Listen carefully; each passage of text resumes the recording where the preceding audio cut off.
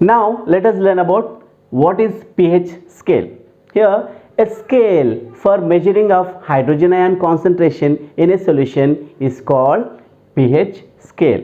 What? A scale for measuring of hydrogen ion concentration in a solution is called pH scale. Here pH, in pH this P means potence. This P means potence.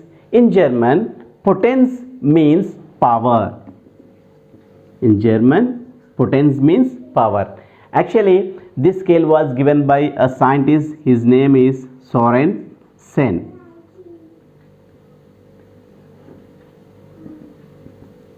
Sorensen, his name. He gave this scale. Okay, right here. Here we have a scale from 0 to 14. Here simply pH is a number, merely a number which shows the strength of acid or a base, or it decides whether a solution is acid or a base. Okay, now let us see what the scale are. Yes, what the digits are there, what the numbers are there in this scale, so that we can understand what is acid and what is base, or another, what is a neutral solution. So neutral solution means it is neither acid nor a base. Actually, neutralization reaction, do you remember? Yes, when acid base reacts together to form salt and water is called neutralization reaction, right? So it is neutral. Now let us see what are the numbers that pH show about acids and base. Here first, for a neutral solution,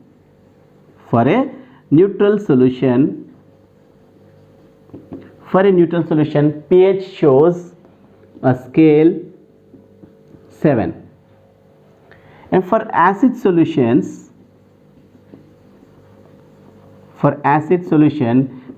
pH range is, it has a range from 0 to 7. So as 7 is a neutral, we can say less than 7. Less than, the solutions for which pH is less than 7 are acids. Now for base, base solution. So here for base solution, pH range is from 7 to 14. It means that the number, the pH, the number more than 7 are nothing but basic solutions. So here what numbers you see here? 0, 7, 14, right? Now from these numbers we can construct a scale like this: 0, 1, 2, 3, 4, 5, 6, 7, 8, 9, 10, 11, 12, 13 and 14. Okay, here, so here we say this is neutral. This is neutral, right? Now these are what? These are acids, and from here to here these are bases. Okay, here also 4 to 7. So here we say these are weak acids. These are weak acids. And near to 7, in the range of basics, 8 to 9, these are weak bases. These are weak bases. So here, how do we know the numbers? Yes, by using the pH paper. Here we can see the pH paper. So in this pH paper, see pH. Here you have 1, 3, 5, 6, 7. 1, 3, 5, 6, 7. So just we have seen in the earlier session, means at the starting point. Here pH indicator paper, this paper here, it shown different colors. So here backside we have 8, 9, 10, 12, 14. So in front side we have 1, 3, 5, 6, 7, and back side we have 8, 9, 10, 12, 14. So means here up to 7 it shows acids, and above 7 it shows bases, right? So depending on the color, here color is given, so depending on the color we can decide whether acid is strong or weak. Even for the bases, whether the base is strong or weak, depending on the color it shows. Even for the universal indicator also, generally we have a big bottle. On bottle the colors and respective numbers are also printed. So by observing the color, and we say the respective number of pH, from that pH number we can decide whether the acid is strong or weak, or the base is strong or weak, right?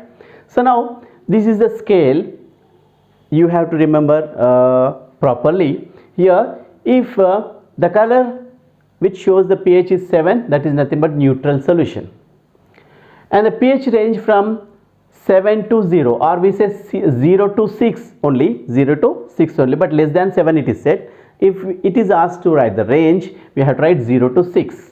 0 to 6 they are acids. Here you have to understand one thing. As the numeral, the number is decreasing means the strength of the acid increase. As the number is decreasing, the strength of acid increases. Now coming for the bases, here it is the number is increasing. Yeah, even the strength of the base also increases. You remember this, right? So this is about pH. Understanding the pH scale. It is a scale for measuring of hydrogen ion concentration in a given solution. Do you understand? Yes. Please observe the total, whatever the points I explained in this figure. Now I am going to show a figure. Please observe once and understand.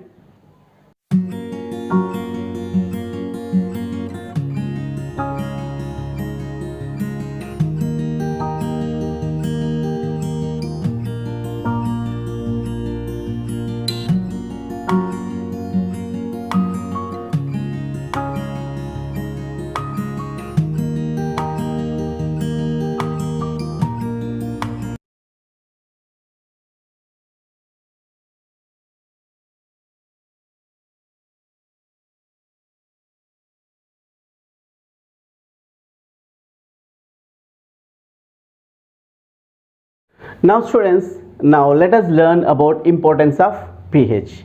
Any importance of pH is there in our life means, yes, more are there. Yes. Now to understand the interesting topic of this importance of pH, you may not know, or you may know something, but let us discuss about this here. Now do you remember or do you know about acid rains? Yes. Acid rains, did you hear any, have you been here about this? Right. Next question. Do you know about tooth decay? Yes, tooth decay. Right. Next. Have you ever stung by a honeybee or a dragonfly or dragon bee? How did you feel about that? Or the persons who stung by such flies, they suffered a pain. Have you seen this ever? Yes. And also one thing about here, some different crops are grown in different soils depending on their acidity or basicity. Do you know about this? Yes, these 4 points now we are going to discuss. Here let us talk about first the acid rains. Here, are plants and animals pH sensitive? Yes, we say here they show the animals or plants, they can live or they can survive with a small range of pH change. If there is lot of pH change, they cannot survive.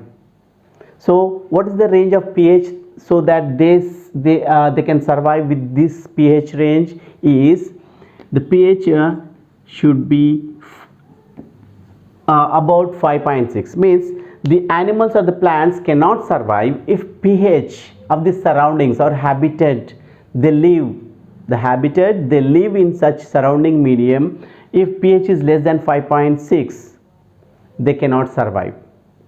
Here the rainwater, the pH of the rainwater is, if it is less than 5.6, such rains are called acid rains. The rainwater of pH, if it is less than 5.6, they are called acid rains.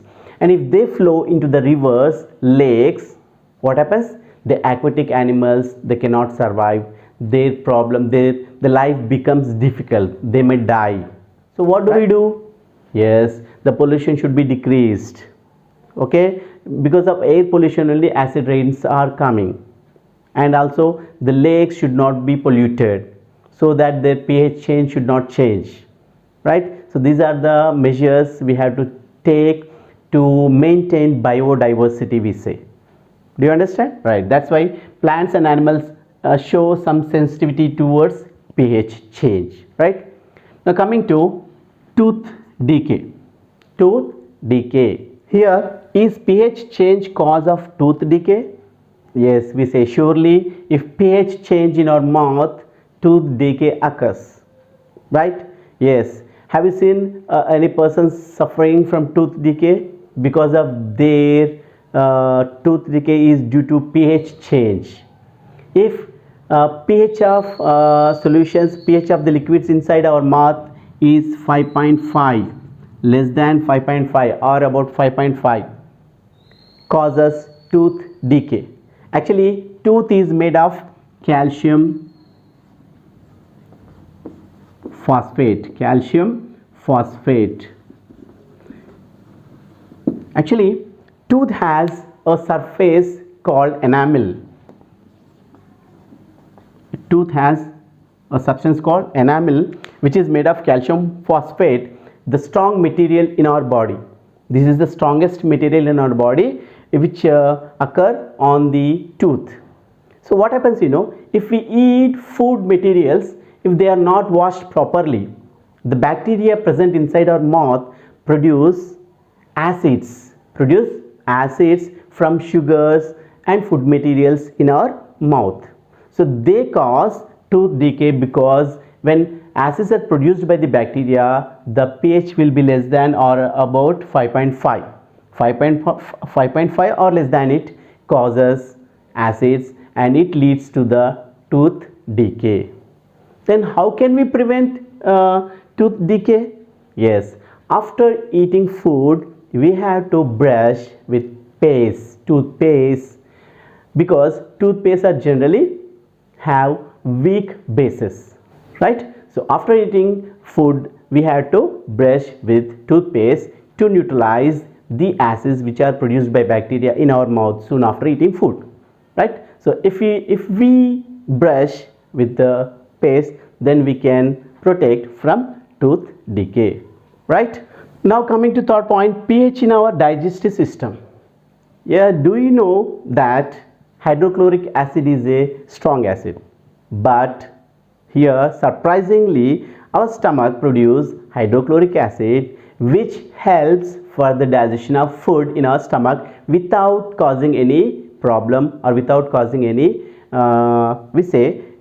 difficulty to our digestive system. In our digestive system, the hydrochloric acid helps for the digestion of food, and it is here what happens sometimes, a person suffers because of some pain or irritation when more acid produces, then the person feels some pain or irritation inside the stomach.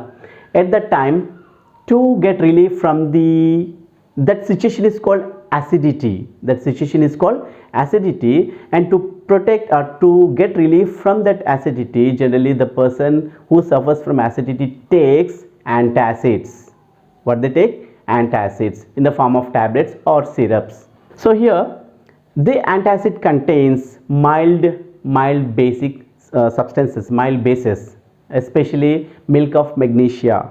Milk of magnesia is nothing but magnesium hydroxide, which are used in antacids, so that the person takes who suffers from acidity. High quantity of acid produces in our digestive system. If we do not take food proper or according to time properly if we do not take, means the acid produces more, and at the time if we do not take food, then we get irritation or acidity. So it causes like this, and for that we have to take antacids, right? So that's why pH has importance in our digestive system also, right? Now friends, here fourth point is pH of soil. As we discussed, pH also affects the soil, right? So here, to understand this, we have to collect different samples of soils of different places, and we have to check the pH of these soils by dissolving some quantity of soil, by taking in test tubes, by adding water, by testing with universal indicator or universal indicator litmus paper. We can decide the pH of that such soil, and also we have to observe that what crops are going in different are growing at such soils. So by doing this activity, we can understand which crops are grown in different soils of different places with different pH. So here, though different crops are grown in different soils, but commonly the pH of the soil should be neutral or towards little bit, means the range of change of pH should be less. If it is more, means if the pH of the soil is less, means towards 0, means if it is less than 7, then the agricultural scientists suggest to use some manures so that the pH should be maintained or balanced, right? So here it means that pH of the soil also important to grow crops or different types of crops for the good yield of the crops. So hence here pH also influences the growth of crops or the groups of plants. Yes, last topic is self-defense by animals and plants through chemical warfare. Here also pH plays important role here. Here, to understand this, a person, if he gets stung by honeybee, he gets pain and irritation at such places, right? If a person gets stung by a honeybee, what happens? He gets strange pain and irritation at that place. Why? Yes, whenever a honeybee or any bee stings at that place, what happens? It leaves there some acid which causes a pain and irritation. Yes, so to get relief from that, we had to apply a mild base like